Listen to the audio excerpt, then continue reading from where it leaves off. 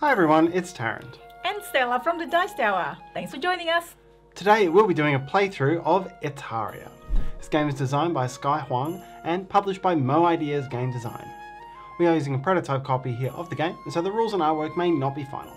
Let's get to the game. And welcome everyone in the land of Etariya, where we are gods, trying to do area control, trying to put our influence all up, and then trying to win points. Yes, so this is a two-player abstract game, and it takes place on the island of Etariya, which is here, and we each represent different gods in the creation of this island. There's the light-coloured and the dark-coloured, and we'll be placing these stones representing the tribes in sort of a little area control battle. It's a bit of a twist though in this area control. It's not just the traditional straightforward one. And also, before I forget, there's actually a journal. So this is the prototype copy, obviously, but there's a story of how this Etariya land coming about. Yes. So, just the printout version for this one? Indeed. So the board is made up of these transparent pieces here. So you can have a number of different grid patterns. So randomly here? Yes. And we each need to choose a colour. I'm wearing black, so I guess I'll play black. Sure, I'm white. And we need to pick a first player. 1, 2, 3. Okay, so I go first. So you go first. White. That means I get a small bonus. The 49th square becomes my colour. So we're going to play this game in turns. And on your turn, you're going to place 3 stones into the island. And we're playing, there's a number of different variants for how you can choose these tiles, and we'll cover some of those at the end of the video. In this one, we're doing the what's called variant A. It's a simple drafting variant. So you'll pick one of these 3 sets of 3 tiles, place them on the island, and replace them with 3 more from the bag. There are 49 tiles in the game. 7 of them in 7 different colours. And when you place a tile, the first time you place a tile of a given colour, it can go anywhere on the board except for one of the 4 corners. And then every subsequent tile of that colour needs to go orthogonally adjacent to an existing tile of that colour. So they end up forming into these little groups. It's a tribe, they need to be together. Exactly. Now, where the game starts to get really tactical is that your aim is to control each of these tribes. And you control one where there's 4 of a given colour on your colour of square. So right now, for example, I would have 2 of the 4 purple stones that I would need to claim purple. And ultimately, your aim is to claim 4 different colours. And you probably want to put it on your black coloured one because that counts as your controlled area. Yes. Now, not necessarily. Yes. Now, if a colour gets totally boxed in, let's pretend it were like this, and I would have needed a purple there to bridge that around. So let's say it's like this. Once a colour is totally boxed in, any subsequent tiles of that colour have to build up instead of out. And so where you can really work the advantage is by boxing in a colour on only tiles of your colour, because that means you essentially automatically win that colour. And if the other player drafts it, they have to give the points, or they have to give the stones to you. So that is really the secondary part of the game. The first part is draft enough and get them onto your colours, and the second is try to box them in order to win them outright. So with that in mind, because those are the rules for the game, let's take it away. Alright, to start off with, I am going to take these 2. I'm going to place it here. The first one is not in the corner. Second one is in the corner. And I'll put yellow elsewhere, maybe like there. It's also not in the corner. Because I tried to, I don't know if this is going to work or not. The idea is trying to block the orange here with other colors potentially. And I have some, anyways, we'll see what happens. Yeah, you're in an area where there's a lot of your colour, so it would be hard for me to win orange. And you know, already you can sort of start to see, I said you can't place the first one in the corner, and that would be because it would be too easy to box a colour in if you start on the corner. Indeed. Starting on the edge is a good way to get them boxed in. So you always get three lots to choose from. This is one of the variants, by the way, so we're going to explain the other variants later. Alright, so I've got two identical options here, and I've got one that is effectively similar to what I you had. just did. Yeah. Put it there. Or actually, put it there. No, I'm not helping you. That's alright. If you put it there, that means that it's potentially blocking. No, not really. I can put more. Never mind. You do you. Girlfriend. I mean, husband. So I'm going to take one of these sets. The purple, things could move very quickly on the purple, and I don't want to necessarily put my eggs in the purple basket because then you might be able to take them in a strange direction. So what I might do is put these two down here, and I'll place the purple down here. I want to create some tension in a consistent area. It's interesting. All right. 3 more get available from the bag, get drawn.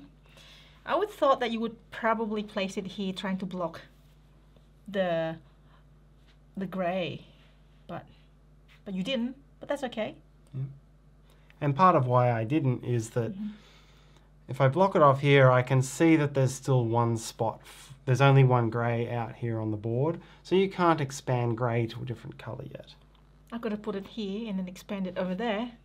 But then you would probably win. Yeah, I know. Yeah, you're right. It's all about what tiles come out. Yeah. I'm going to put purple here. It's my color. And surprise, I'm going to actually help you. But it helps me that it's early in the game. I'm already blocking the orange. So basically, these two are the only place you can put orange. And you just stack it up. Stack all orange up. Yes, so if the game plays until its end, you will win orange. Essentially, I cannot win orange any longer. Yeah. There's no orange. Now, I'd like to put myself in a similar position with grey and start to counteract the placements you've got on purple. So placing this one here, we're now 2-2 on purple. Yep. I need to get a blue. Actually, I don't need to get a blue on white. I forgot that this was yours. So yeah. I can get the green in here, and now I've claimed both of these. Oh, no! So we don't get this token until we've hit 4. Yeah. Right now, you've got a 2. That is a really good play turn. This is like, this happens quite early in this game. It could happen later. But in this case, wow, that's well played. And all the colours are on the board now, so yellow is going to be out here by itself. While we've got some tight battles down here. That's true. I will grab this one. These 3 are the only colours that are available up for grabs. Purple as well. And purple, but yeah, this has got more of it that I can like. It doesn't have this one. I don't want to get grey now that you blocked that off. Yep, yeah, I mean, this would be a really ineffective one for you because you can only make progress on a single colour. Indeed, so I'll put the green there, put this one here, the yellow, and put red probably here. Okay. Okay. There's a few reasons, but I think it doesn't really make much difference where I put maybe some difference with the red and yellow, but not so much at this stage. All right, you go. All right, so likewise, this would be these two are both very low value ones for you to grab because there's only one up for grabs location here, only one here. There's 2 on this one, and these 2 are both tied at the moment. So this is clearly the one to take. Yeah. That goes up. I can start expanding onto my black squares here, and I can take. This actually, now I actually have an interesting option here. I place the red one here to give myself a 2-1 advantage on red. But what I could alternatively do is place it here. that would create a situation where the next purple has to be placed on black, and therefore I would win purple.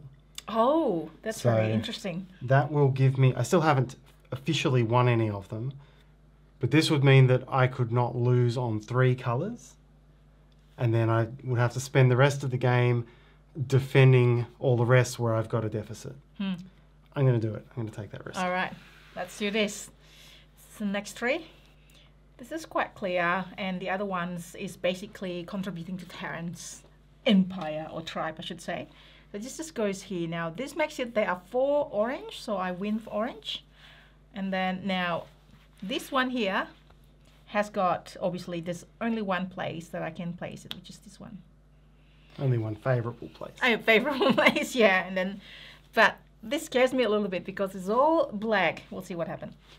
Yeah, this puts... So it means I'm now 2 behind in red, yellow and green. But my placement on red becomes important next time. Yeah. Because I know that you have to jump over at least 1 black square to get to your colour. So correct. You can block it or something, yeah. I think my best play is to take these. Probably true. This has to go here, this has to go here. This one can go here. And so by placing it there, I still force you to spend your next time getting red helping me out. That is so sad. And this is not good as well. What I drew is 2 grey, which helps you. Oh, but the green. And this is not good. And this is probably is preferable because it's got yellow. So it helps with purple for you. And again, I've got purple locked down because the next placement has to be on black. I think I'll take this one because it helps with my yellow. This just goes there, and then now Tarrant has got the blue. Yep. Now this one, I'll put it here, hoping that there's probably more opportunities for me to put around there. But we'll see. If 2 purple comes out right now, means that Tarrant wins the purple. No, I've already won the purple. Oh, hang on. 1, 2... Oh, yeah. If you already win the purple, I might as well put it there. It's okay? Yep. So I did not actually look at what comes out. Doesn't affect that. Well, yeah, it does make my life a little bit harder on trying to come back on green. Sorry, but... So I will get this one. This helps me the most, so I get... it actually makes green very difficult for me to win. Okay, that's it? That's you? it. So orange is still with you. The others are still in balance. All right, this is like you winning 1 to 2. So red is basically yours. So this is not going to help me. That's not going to help. That is going to help me because it has this.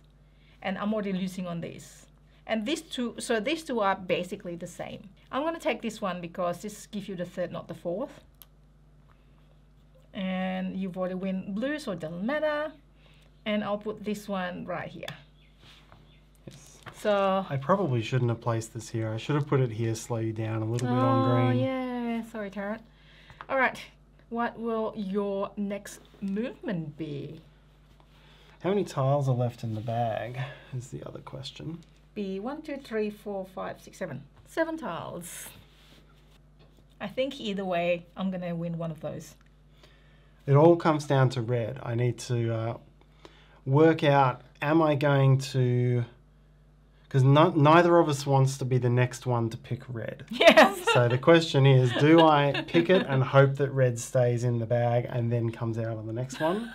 Or do I wait and hope that I'm the last to do it? And I think I will actually wait because there's still a lot of yellow and green in the bag. Okay. And I can still catch up on those colours. All right. If I need to. So I'm going to take this. Yeah. I'll go, does this open anything up for me? That's fine, that gives me enough to win there. And then I'll pick those, that gives me my grey. It's a very good turn. Now the next tile would be yellow, yellow, and green. Yay! That's lucky. That's sorry, Tarrant. I'm sorry. That's all right. It's like, because you did say that yourself, there's still this tile, so So this actually secured me for both green and yellow. So green would be here or here, doesn't matter. And yellow would be here and here. All right, now the battle of red. I'm glad that that came up like that. All right, this is red, blue and blue. And only one left in here, which is green. Okay, so if I take this, then you'll take the single green and I'll be forced to play this. If I take this, you'll take that. So I think unless I can block off your ability, actually, no, I think with the placement I may have a chance to win, because if I take this set, block that one off, and put these wherever I need to place them, now I think I've boxed you out from getting to that square. So sad. So we've played this a few times. I think it takes us at least one play to realize the value of blocking a particular color above the area that you control, rather than just keep spreading. The first time we play, we just spread it out, trying to get it under the color, but that's not, well, that can be played like that, but this is way more strategic, I reckon. Indeed. If I take this one, I can't really. I will give you that, and then you just take the other one. I think this is checkmate. I think Tarrant wins. I should concede. But let's just play it. We'll play it out just to show it, but yes. I know. So here's the calculation. This can be put only there. It doesn't interfere with the rest of this game. I've already won this one. It's not going to affect anything. If I choose this one or this one, well, if I choose this one, let's say I'll put the blues there, the red will be here, and then Tarrant will have the first dip to this one, and then you'll put it here. If I take this one, same thing. So if I even put the purple here, and the red would be here, then you get the chance to get the red one first. So either way, you'll win. Yep, and if I'm first to place red, I'll put it somewhere Correct. that you can't jump off it to here. Correct. So there you go. Well done, Tarrant. Okay. And hence you get the red, and you have to finish it. Or maybe you don't. I don't think I do, but anyway. Congratulations. Yeah. Congratulations. It's always So a close 4-3 game. win. Yeah, each time we play, it's always a close game like that. And with two-player abstract game, all right, don't get me wrong, like I'm not being like, woo! My winning rate usually not as bad as when I play other games, but this one you win. That's true. Yeah. And that is Etariya, everyone. That is Etariya. So there's a number of variants, a number of different ways you can play. The very basic version, pardon me, the most basic version of playing is you don't draft your tiles, you just draw 3 tiles from the bag at the end of your turn, and you'll place them next turn. So you can see what your opponent has before you do your placement and so on. But that is the most basic way of playing. There's another drafting version that's been developed so far where you lay out all of the tiles into a big line, essentially a big ring around the board, and your choice is either to draft the 3 from one end or the 3 from the other. And that way you can see what options, tiles you're going to make available as a result of your move. So that one is an extra step thinkier again. There's also the rush tiles. So we have these tiles here. Each player begins the game with 2. And you can spend 1 on your turn to draw an extra tile from the bag or an extra tile based on whatever method you're drafting to place 4 on your turn instead of 3. There are more variants in development as well for giving you different strategic ways of playing this game. But I think we showed a lot of what can happen on the board there. We showed getting things boxed into a corner, winning these areas just by blocking them off, and then spreading as well, the spread method, the block method. And then really using the layout of the squares and strategically placing in a way where someone else has to help you on the next placement. It makes it, a quick little tactical game. Well done again, Tarrant, and that is Etariya! Check it out on Kickstarter. And that's our pocket playthrough of Etariya. We will put a link to the game's project page in the video description so you can check that out. Thank you so much for watching. Everything you do will help us. Every single hue, every time you like the video, let us know if you have any questions and comments. And see you next time. Bye!